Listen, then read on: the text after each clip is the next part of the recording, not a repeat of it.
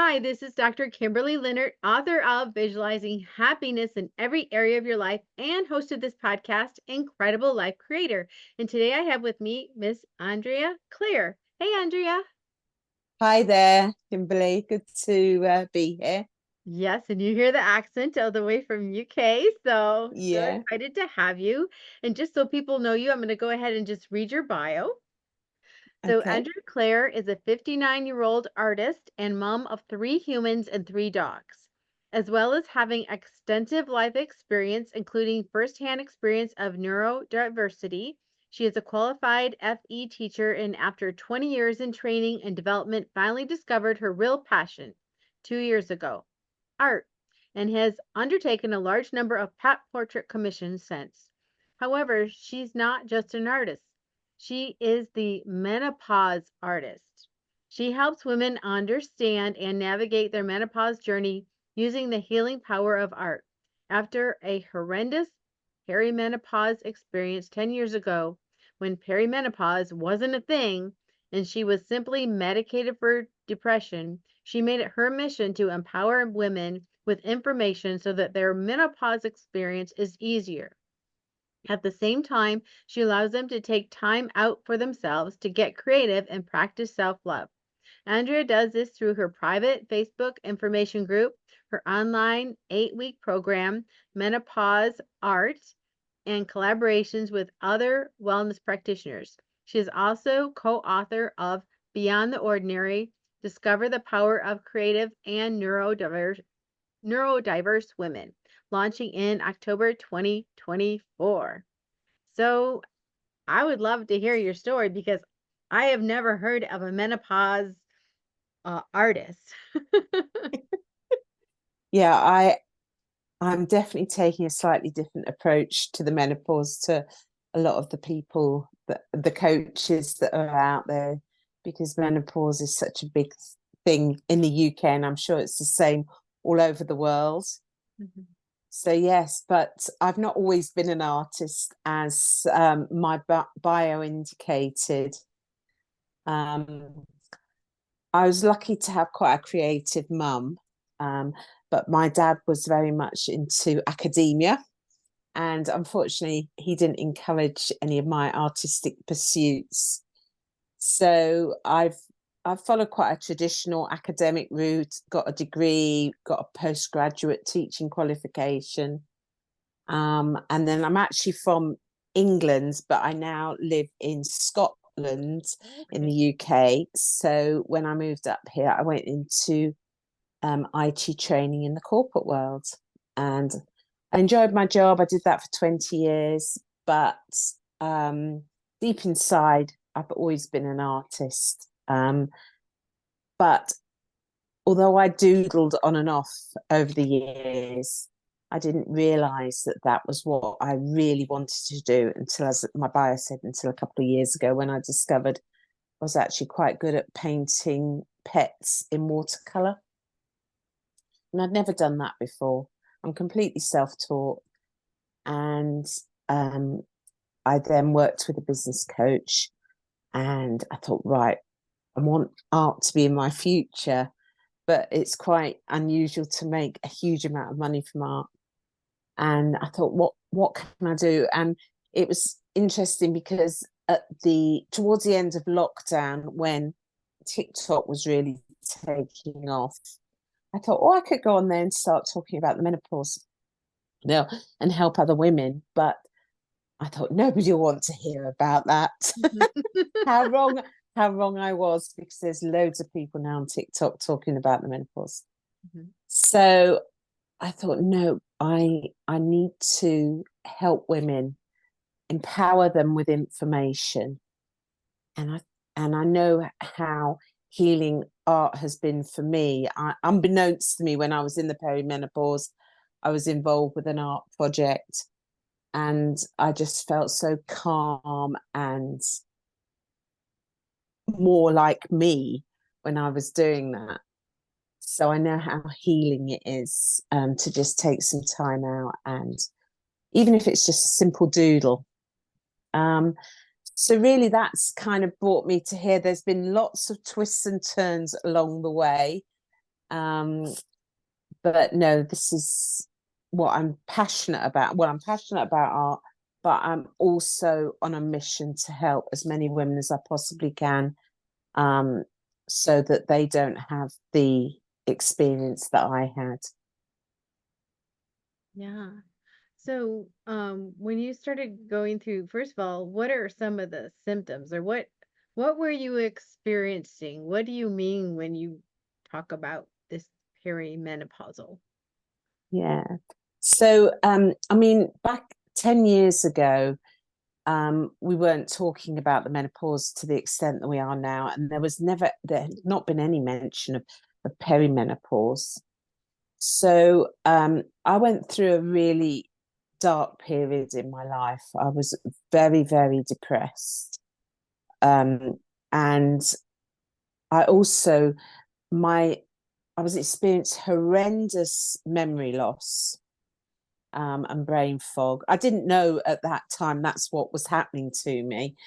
And also I was having horrendous mood swings. So one minute I'd be fine, the next minute I'd be down in the depths, and then I would overreact to the slightest thing. And it was almost like I was having an out of body experience, because I thought that is just not me to be like that. But it just, there was no way of stopping it from happening. So I'd been to the doctor, a female doctor, and she said, "Oh, you're depressed." So I was medicated for that. But it was more than that, but I didn't know what it was. I thought I had early onset dementia at one point. I thought I was bipolar because of my mood swings. And I'm not a hypochondriac, but I just didn't know what was happening to me. Um, and it was frightening. And it was lonely. Um, and I had relatively young children at that point, and they didn't suffer in any way, but they didn't have the best version of me. I didn't have energy other than to get out of bed and dress, and then very little else. Um, and it was towards the end of, well, no, it was in the middle of lockdown. A documentary came out on UK TV, and it was all about the menopause. It's by one of our really popular presenters in the UK, and it was just like a revelation to me. I thought, my goodness, that's what's been going on. Why did nobody tell me? Hmm. Um, and just ever since then, I've just tried to absorb as much information as possible. And I'm now, really knowledgeable about the menopause. And I'm pleased to say that now that I'm postmenopausal, I'm in a much better place. I still have, hot flushes, which is really the only thing I knew about the menopause.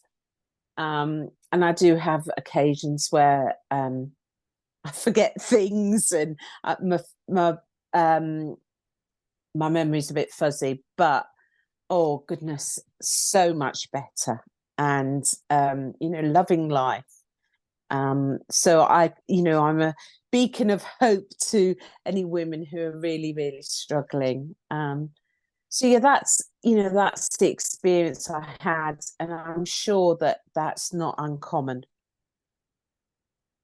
So And that, and that's what drove me to help other women and empower them with information. so where did the art come in? Where did, you said as a child you were interested, but it wasn't really promoted by your father. Yeah. So what was the incident? What happened? Did you go by an art studio? I mean, how did you just start doing art? So I mean, my mum introduced me to all creative pursuits when I was a child. So I can knit, I can sew, I can dressmake, I can bake, and I love all of those things. But I'd never picked up a paintbrush. I'd only ever pencil sketched, and I used to pencil sketch our dogs from photographs. But I thought, well, that's cheating drawing something from a photograph, which is ironic because that's exactly what I do now when I paint pet portraits. So I doodled on and off over the years, but nothing, no painting. And then in my local town, at that point, I owned a cafe, and they were trying to increase footfall in the town. And something that happens in the UK, I don't know if it happens in America, but we have these public art trails where there are large fiberglass sculptures, and they invite artists to paint them. And I thought, oh, I'll submit a design, not thinking that I had any chance of being picked, but I was picked, and I was absolutely over the moon about being picked. But I had no clue what sort of materials to use, what sort of paint to use. I had to ask one of the other artists. So that's when I first used acrylic paints for art. And I loved it. But I still didn't think I was any good at art. And I did a couple more art trails. But then there was other stuff that was going on in my life, and I did the odd thing. But then in lockdown, I was looking at Instagram, and one of the local business owners, who she designs textiles using watercolors, and she was just doing a lesson on painting a flower with watercolors. And I thought, oh, I've got a wee set of watercolors. Sorry, that's a small set of watercolors. I sometimes use Scottish words. I've got a wee set of watercolors that were my mum's. And she wasn't an artist. She'd just done a calligraphy class. I thought, I'll give it a go. And I was actually quite good. And I thought, oh, I quite like using watercolors. And then I thought, oh, I'll try and, do other things. And then somebody had posted in a Facebook group that's really big in Glasgow, near where I live.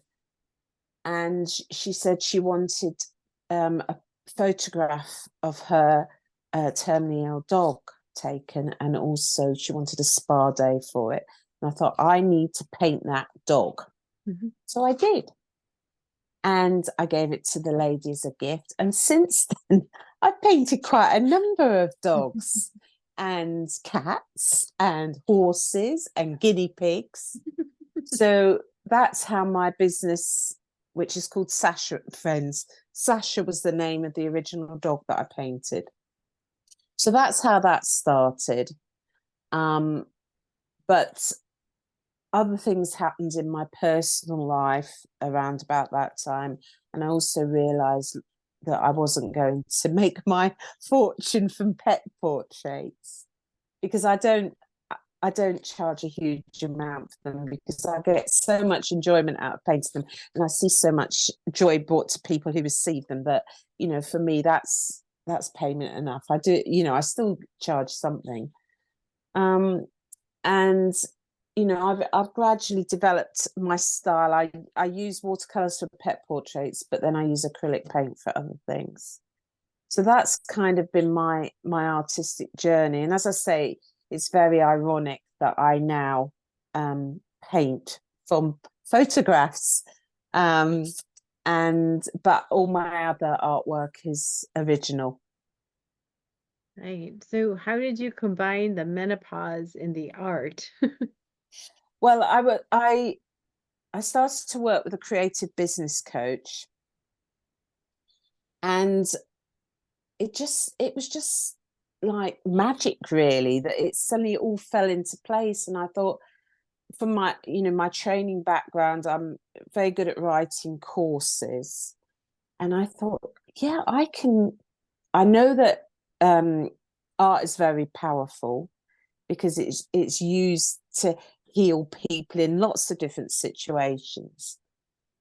I thought, I can combine the two, and I came up with my program, which is called Menopause Artist, because I'm inviting women to pause, take time out for themselves, and get creative, while they also learn some of the key information that they need to know regarding the menopause. So that's kind of how it all, those two things that I wanted to do came together beautifully to form what I now have. Mhm. So yeah, that's how my business was born.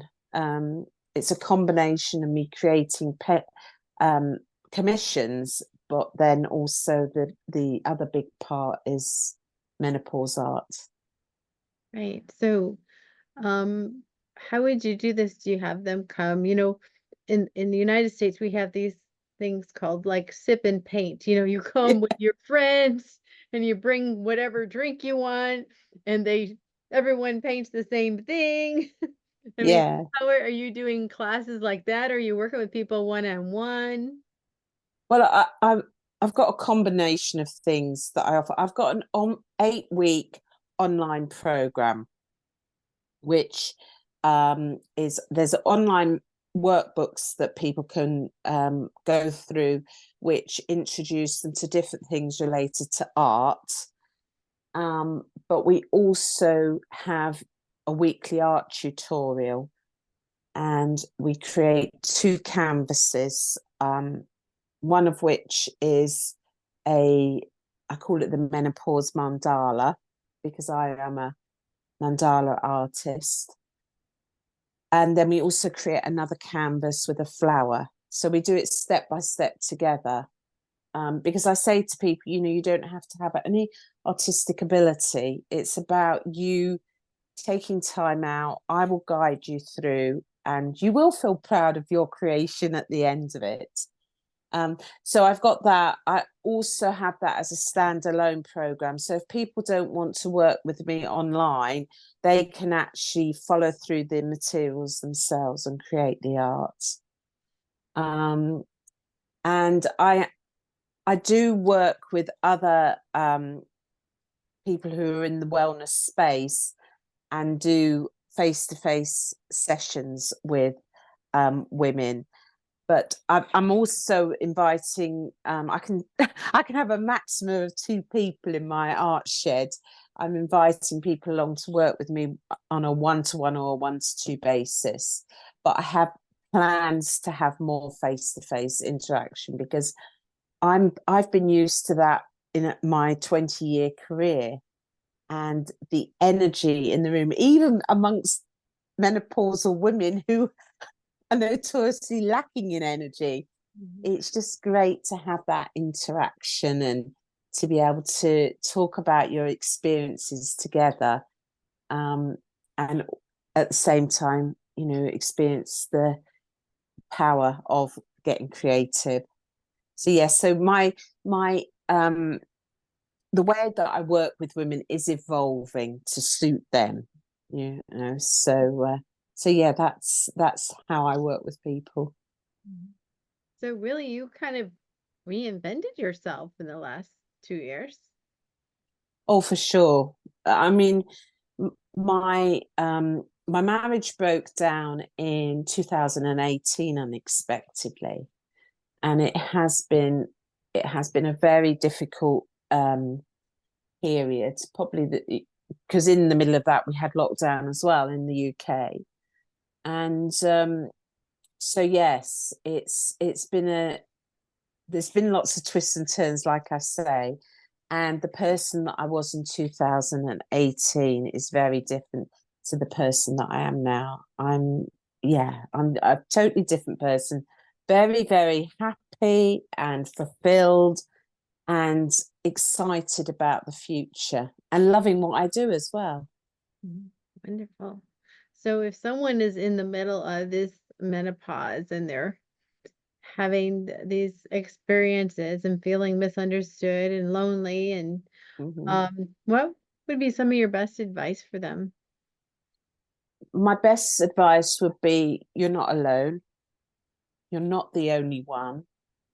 And if you can become part of a supportive community, whether that's an online community, I've got a Facebook group which I support women in, or it could be a local support group, and just talk to people about it. Try not to feel embarrassed, because more and more people are talking about it now.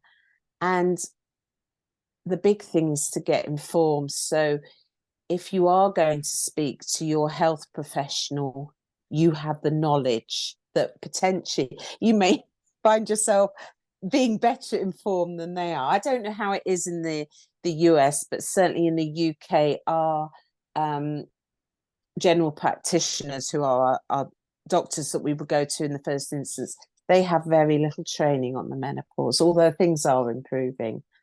So but get informed, and there's different things that you can do as well as going down the medical route. You can look at alternative therapies, you can look at supplementation, lifestyle changes, and then doing things like creating art, which I call the mindfulness or self-love activities. So yeah, and I expose women to all of those things, because what works for one woman won't work for somebody else, because we're all individuals, and our menopause experience is all different for everybody. And also to take hope for the fact that there are women like me who have been through it all, come out the other ends, and are living a great life. And you can still do that when you're in the perimenopause, but you do need to take certain steps to be able to get to that point. If you're having a really bad experience, not all women have a bad experience of the perimenopause. So now you're going to be part of a book. So is this a collaborative book?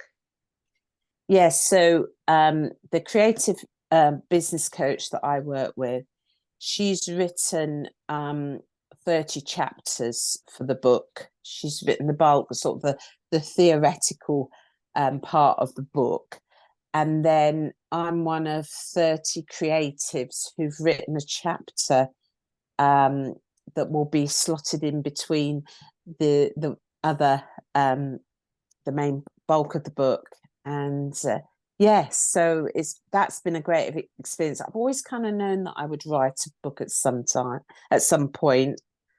And this is kind of me dipping my toe in the water, and I've really enjoyed writing my chapter. And it was actually an easy story to tell, because it was a story that I needed to tell. Got it. So what is the book about? So the book is about it's about women who are creative and neurodivergent. I don't know how well used that term is in America, but it refers to people who've got ADHD, on the autism spectrum, dyslexia, and dyspraxia, and conditions like that. So it's an umbrella term. So I discovered 2 years ago that I have ADHD, and it helped me explain a few of the challenges I've had along the way. But a lot of people who are creative are neurodivergent, and we just tackle things in a slightly different way to non-creatives. So that's what the book is about. It's powerful stories from women who are creative, neurodivergent, and it's really it's going to be inspirational and very informative for other people, other women, and potentially men as well. It's it's going to be a really good read. Beautiful. So if people want to connect with you, where do they find you? What services are you offering now? You talked about your course online and stuff like, so this is the part where you tell us how to find you. Okay. So I exist on the web. I've got a website called andreaclareart.uk.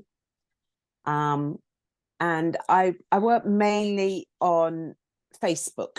That's my platform. So again, I've got my Andrea Clare page, which is my personal page. Claire's my middle name, by the way. and it's not been used a great deal in my life, and I've always liked it. So that's why I'm Andrea Clare for my art. Yeah, I've got an Andrea Clare art page, and then I also have a group which is like a supportive community for women who are going through the menopause. It's got quite a lengthy title, but it starts off as the Menopause Artist, helping women understand and navigate their menopause. Okay, So beautiful. yes. So now I have a personal question for you. What gives you Okay. the most happiness and fulfillment at this point? It's a combination of things, actually. It's my art, helping other women, seeing my children flourish and be happy in life. My 3 children are adopted. So just to see them living their best lives. And also my dogs. They keep me sane. Beautiful. Well, thanks for being on the podcast and for, sharing your unique view and way of handling menopause. Thanks so much for having me, Kimberley. Yeah, so I have one last question. What Okay. is your best advice on living an incredible, amazing life? Um, just finding happiness in the simplest things, being you, being genuine, being kind to others, and being kind to yourself as well. Beautiful. Thank you so Thank much. you. Thank We'll you. talk to you again soon. Okay. Thank you, Kimberley.